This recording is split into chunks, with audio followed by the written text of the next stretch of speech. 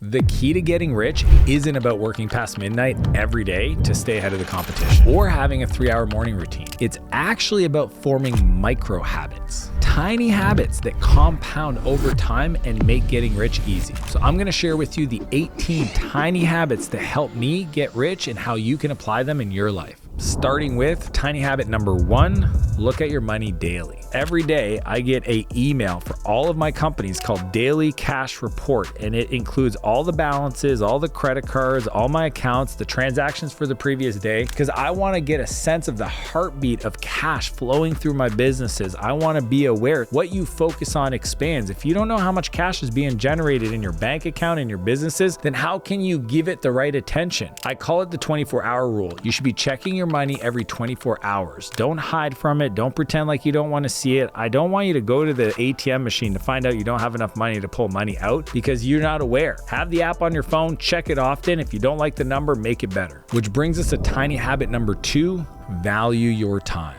If you don't value your time, no one else will. You'll be upset that people are taking advantage of you, asking you to do favors and never returning it in the first place. Rich people say no more than they say yes, because a yes is a no to their future and a no is a yes to their goals. What do you want to create in the future? It's actually okay to be a little selfish to create a better scenario for who you are and what access to resources you have so you can be richer, so you can be more for people in the future. Which brings us to tiny habit number 3, set clear goals. When I started my first company that succeeded, Spheric Technologies, I read a book called Good to Great, and it said you have to have a vision for your life. So I sat down and I created a vision. 5 years, 5 continents, 50 million in revenue, 50 people. I don't even know where it came from. It sounded good. Did I get to that level in 5 years? No. Just shy though, and that was the business that made me a multimillionaire. What I had was clarity and focus. See, a goal properly set is half complete. Most people just don't write it down. Without a deadline, that goal is just a dream.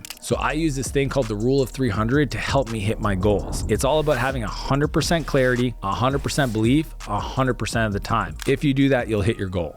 Which brings us to tiny habit number 4, review your goals daily. Every day I use triggers. When I sit at my chair in the morning, when I'm doing my morning routine, or I get in my car, or I come to my desk at my office to remind me to review my goals that are on my phone. So it's literally pinned at the top of my notes file, and they're my 12 power goals for the year. And most people set goals and don't review until the end of the year, and they realize they either hit them or didn't hit them. It's like business plans. They usually write them and then stuff them in a drawer.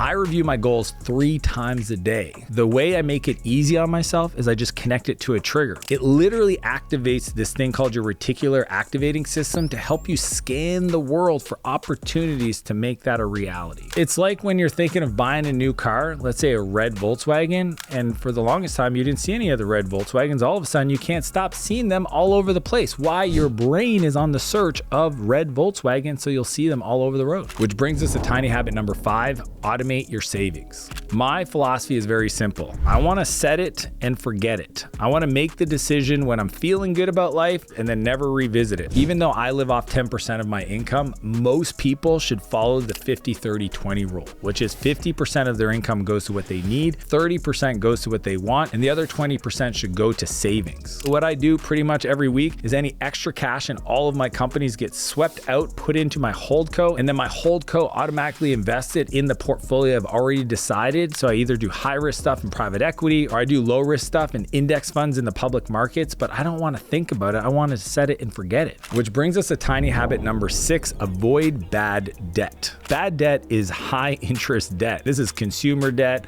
hard money lending. I remember when I was starting off, I had to buy some furniture and I thought I'd be like the cool guy and go get an apartment and finance a bunch of furniture because they said it would cost me nothing, no interest payments for 3 years, until it did. And that interest payment plus the fact that it took me a few more years to pay it off cost me more than double of just buying the furniture outright at the beginning. And did I need that at 20 years old? No, I was being silly. Lenders have an incentive to take advantage of you. It's why most credit card companies try to get you some kind of credit early on. I'm talking college campuses. It's wild. You should only take on debt for things that can make you money. Think real estate, think business investments, think investing in yourself where you can get an ROI by investing in the SME 500, not the S&P 500. It's all about short-term leverage. Don't make other people rich off of borrowing money from them. Which brings us to tiny habit number 7, exhaust the body, tame the mind. At 11 years old, I got diagnosed with ADHD and it messed me up. I was taking Ritalin and Adderall and all these pills to try to make me normal, but I never felt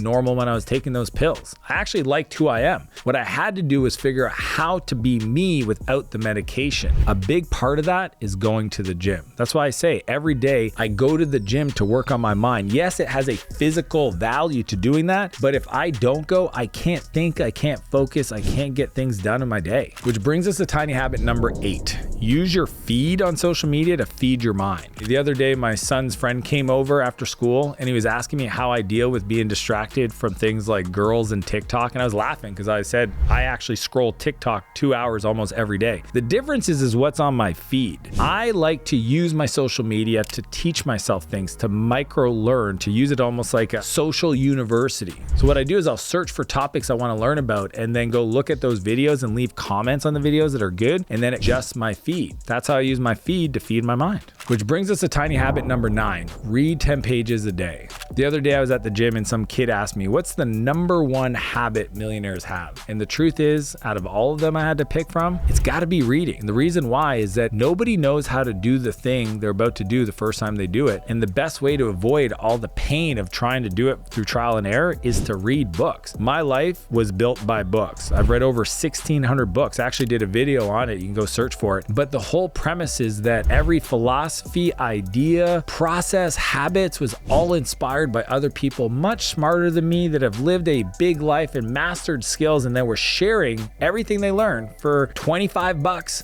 and a 6-hour investment of my time. I think it's the best trade in the world. Which brings us to tiny habit number 10. Wake up early. A lot of people talk about getting up early, but let me tell you why. A lot of people sleep in because they stay up late. What I do is I set an alarm to go to bed on time. And that 5 a.m. club, that's cool, but what you learn over time is 4 a.m. is even cooler. And the reason why is between 3 and 6 a.m. is where it's said to have the thinnest veil to the spiritual realm. So it's not just about getting up early to get work done. It's also about being connected to your creator, connected to the universe, taking advantage of the inspiration and ideations that will come to you at the quiet in the morning. It's a beautiful thing. Some of my best ideas have come from that. Instead of setting an alarm for what time to wake up, set an alarm for what time you go to bed. When people see me get up at 4 a.m., they think it's impressive, but it's not that impressive knowing my alarm went off at 9 p.m. to go to sleep. I've been sleeping for 7 hours. Which brings us to tiny habit number 11, invest in your environment. 4 years ago, I was renting a house and I was there for 6 months, and the office had this beautiful window, but it was directly in the sunlight where I couldn't see anything.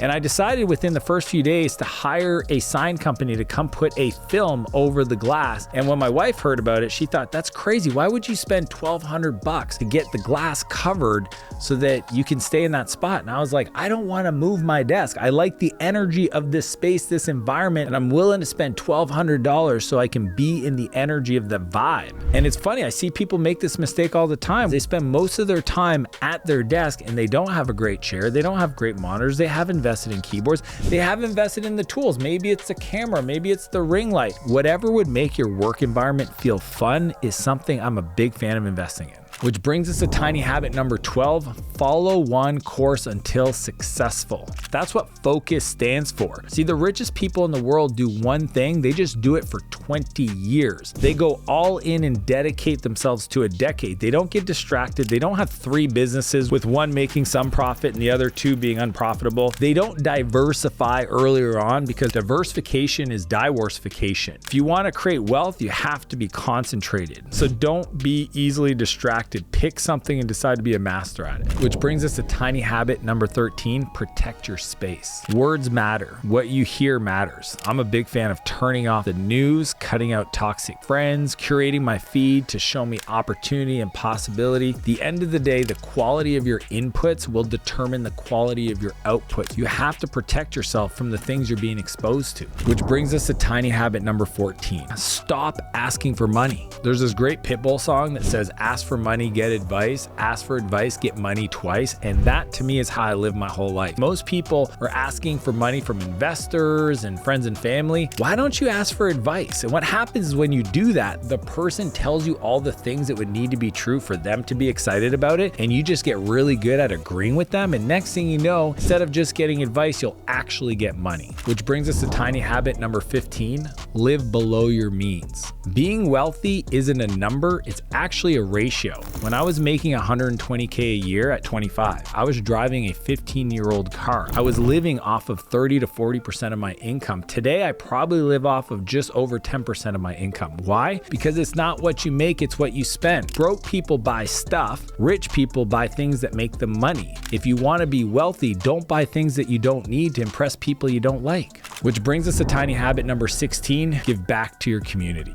I learned a long time ago at 17 in rehab that I can only keep what I give away. If I want sobriety, I have to help other people be sober. If I want to be rich, I got to help other people be rich. If you want abs, guess what? Go help other people get abs. See, when you have that abundance mentality, focus on other people and being of service, you will create the opportunities in your life to get those results. Most people are running around with scarcity. You want to be there with expansion. So share your things. If you have a nice house, invite people into your home. If you have nice cars, please share your freaking cars. I have a neighbor that's got a beautiful car that never sees the light of day because he's worried he's gonna curb his rims or somebody's gonna lean up against it. And that thing has not brought anybody else joy except for him from a selfish point of view. You wanna be the person that brings smiles on other people's faces every day. Which brings us to tiny habit number 17, reflect on your achievements. Oftentimes when I'm feeling doubt, or I'm not certain about my decisions, or I've got a big meeting, a big keynote I gotta give, and I'm just not feeling it, I go back to a thing called my achievement list. And this is a list of all the accomplishments I've had over the years, no matter how small, from my very first kickflip to my first exit. I've listed them and I review them because the energy of those moments reminds me what I've accomplished in the past, what I'm capable of doing. And when I'm sitting in this low energy, self-defeatist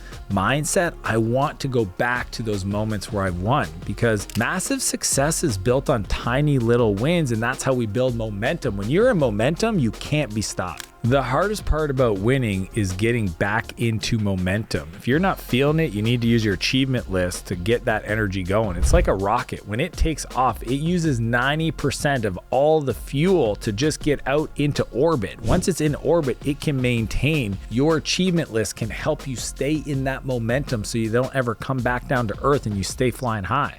Which brings us to tiny habit number 18, be blissfully dissatisfied. I got this language from my coach, Ed Milet, because he believes that you can achieve and have a lot and be grateful for that stuff, but in the same moment, be dissatisfied with the fact that you know you're here to do more. I think about this all the time when people are like, how much money is enough? And I'm like, what are you talking about? As long as I'm here, I'm breathing, and my heart is into the work to create for other people, I'm gonna wake up, I'm gonna create. I might have unattachment to the result, but I'm definitely involved in the creation. I just believe if you're listening to this, that you're here to do something more with your life, that you're here to do something massive with your life, that you're here to create something special. And it doesn't matter how big that is. If you're getting up every day, you might as well go build something. So if you want to learn the 7 skills of the top 1%, click the video and I'll see you on the other side.